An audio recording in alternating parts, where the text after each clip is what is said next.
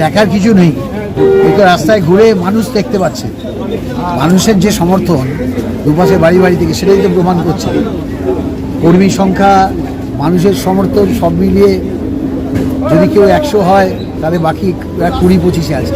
থেকে এগুলো নির্বাচনের সময় এক একটা করে ইস্যু তৈরি করা হয়, এগুলো কোনো রাজনৈতিক কোনো লাভ হয় না। কারণ হচ্ছে এখানে অর্থনৈতিক ব্যাপারগুলো, মানুষের দৈনন্দিন জীবনধারণের ব্যাপারটা সব থেকে গুরুত্ব পায়, সেটাই পশ্চিমবঙ্গের রাজনীতিতে আলোচ্য বিষয়, অন্য কিছু।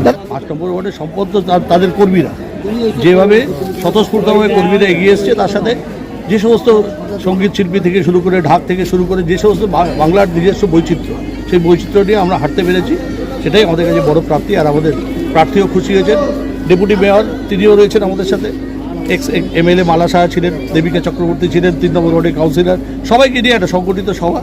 আর সব ধর্মের সব বর্ণের মানুষ এই বিষয়ে পারে। এটা তো লড়াই ঠিক নয়। দেখুন, প্রদীপবাবু একটা সময় নাম ছিল হিরো প্রদীপ, এখন CPM সাপোর্ট করেছে বলে কিছু লোক দেখা যাচ্ছে। কালকে আমাদের সামনে এসেছিল, কালকে আমরা দেখেছিলাম, তার মধ্যে 90% হচ্ছে CPM-এর কর্মী। যাই হোক, তবে CPM-এর বোধোদয় হয়েছে যে বিজেপিকে ভোটটা দিয়ে এখন কংগ্রেসকে ভোট দেবে। আমরা যেভাবে প্রচার করেছি আপনারা দেখেছেন, প্রত্যেকের সাথে একদম সম্পূর্ণভাবে একাত্ম হয়ে মিলিত হয়ে প্রচার করেছি।